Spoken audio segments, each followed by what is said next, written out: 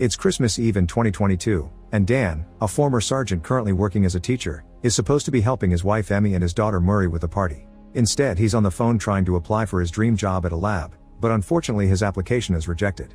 After throwing a disappointed tantrum outside, Dan joins his daughter on the couch and reminds her to do what nobody else is willing to do.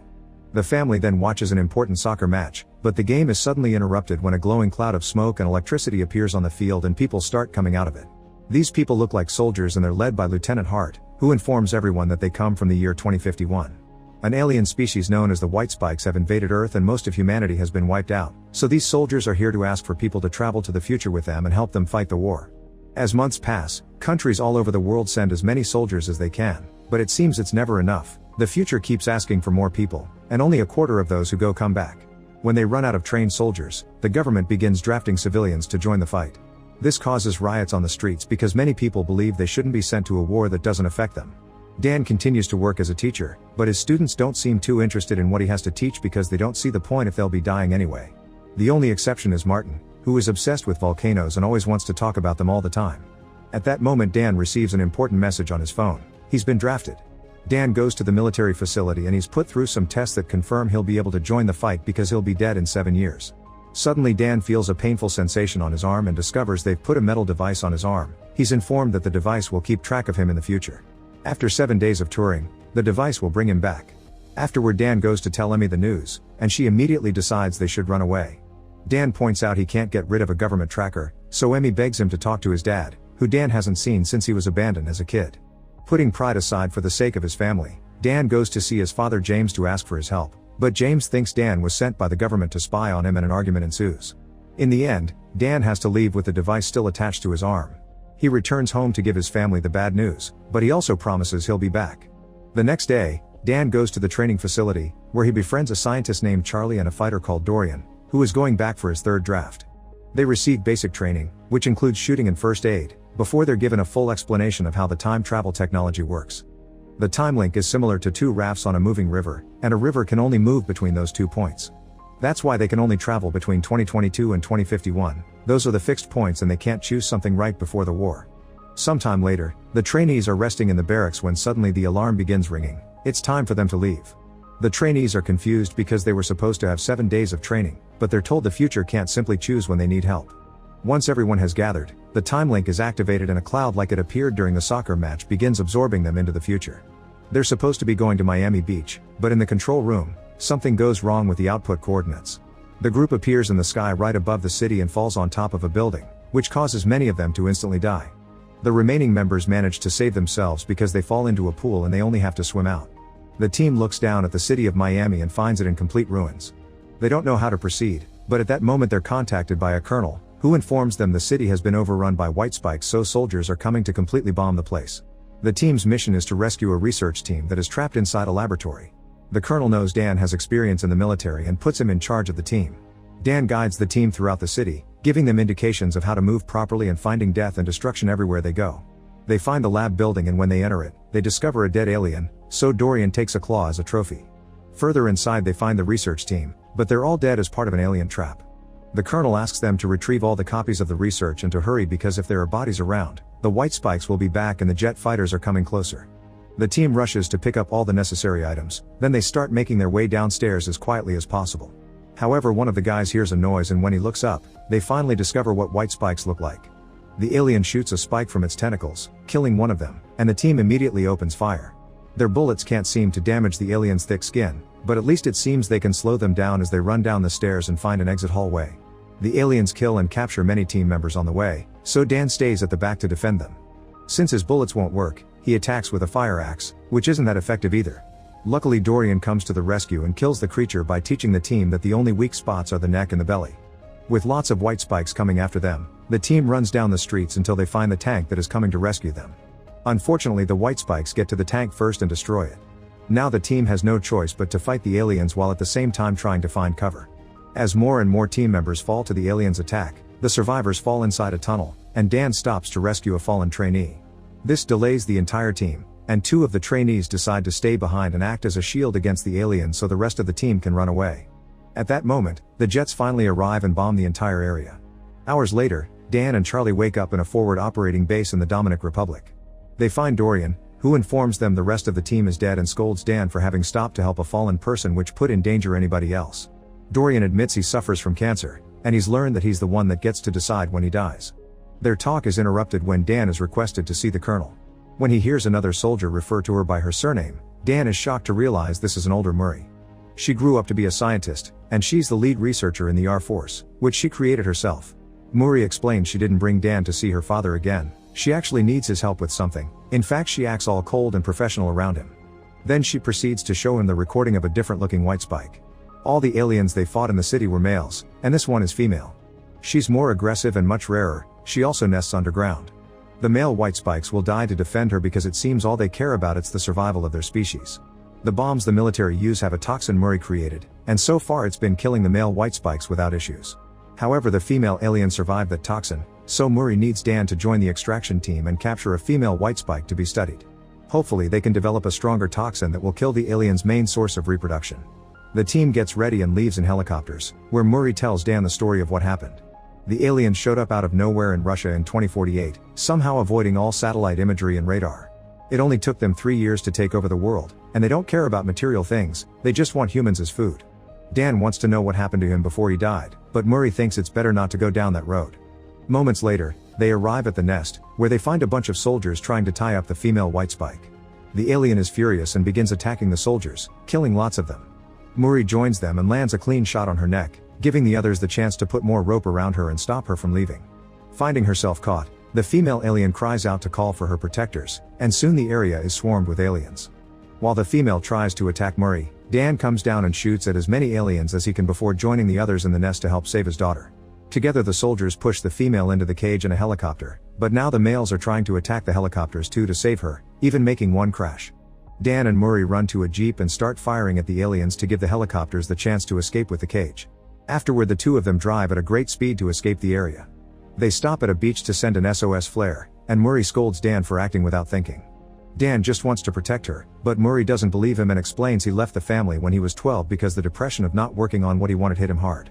When she was 16, Dan was in a car accident, and Murray was at the hospital when he died. Murray is hurt by all this, and Dan has no words because he can't believe he became like his father. Suddenly he realizes he may understand James when he said that the war left him in a dark place mentally. The female white spike is taken to a fortified offshore oil platform, where the time machine is kept. She's chained and given a huge amount of sedatives every hour. Dan and Murray work together on analyzing the alien's DNA and trying to discover how she stops the toxin from killing her. It's a lot of work that takes them many days, but it also allows them to bond again and chat in a more friendly way while they share meals. The night before Dan has to leave, he tells Murray that he's proud of her and that her mother would have been proud too. Dan tries to tell Murray she needs to rest and to give him more to do since he's supposed to be here to help after all. Murray takes the chance to finally explain why she brought him here. Once she finds a way to make a stronger toxin, he needs to take it back to the past to mass produce it and get it ready for when the aliens arrive. That's why she's working like crazy to finish tonight, she needs to be done before he leaves.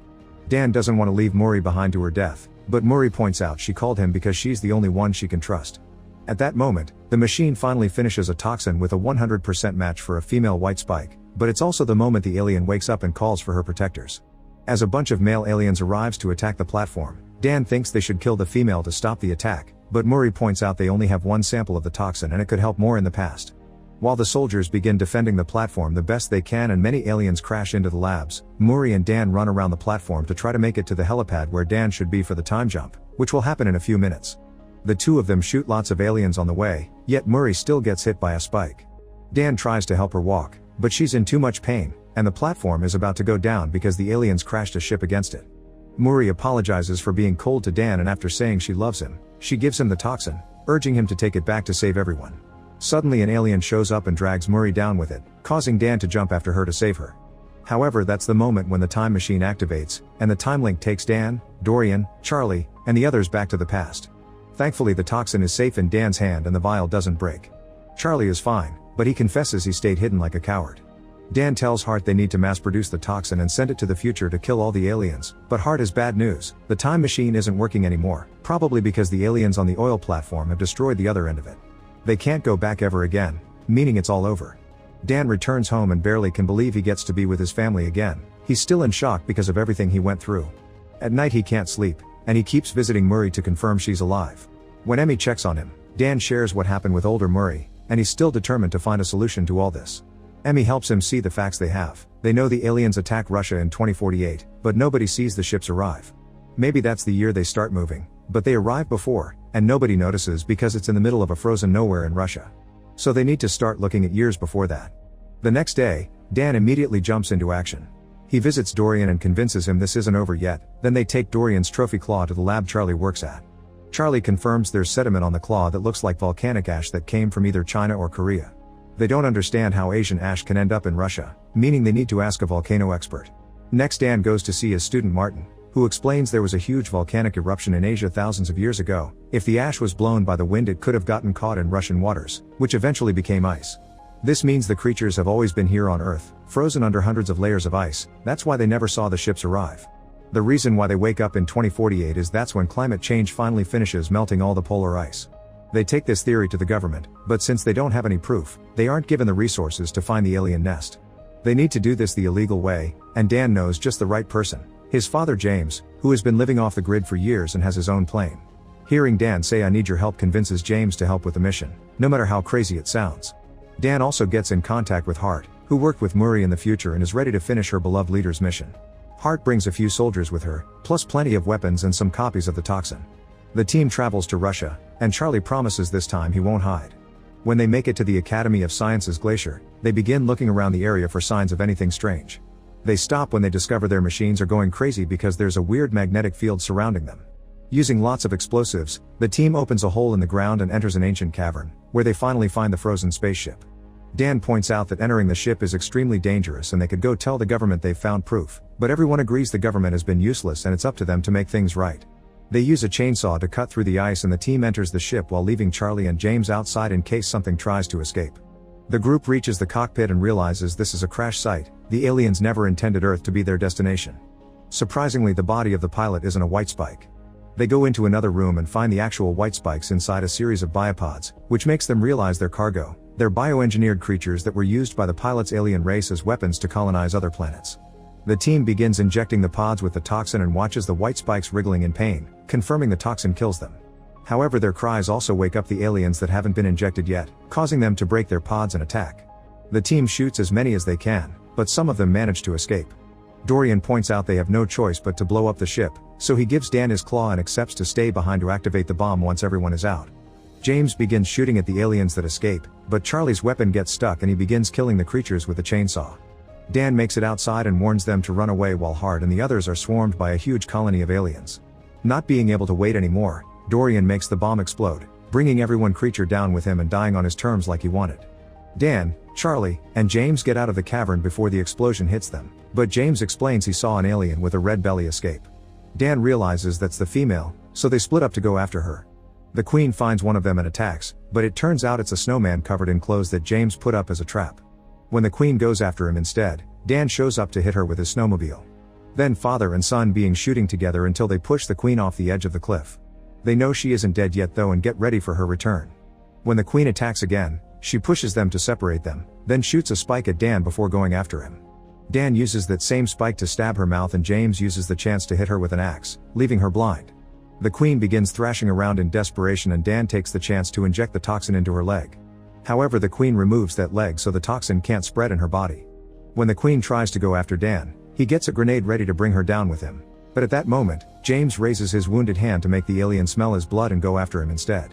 Dan refuses to lose his father after they reunited, so he jumps on the Queen and slices her neck with Dorian's claw. After hitting her a few more times, he takes out the last vial of toxin and inserts it in her mouth before kicking her down the cliff again. The Queen crashes against a big rock and finally dies. The next day, newscasts all over the world report an explosion in Russia that killed a bunch of aliens, and the government tries to take credit for it. Dan returns home and reunites with his family, finally allowing James to meet his granddaughter. Now they can all work together for a better future. Make sure to subscribe and turn on notifications so you can watch more videos like this. Thanks for watching.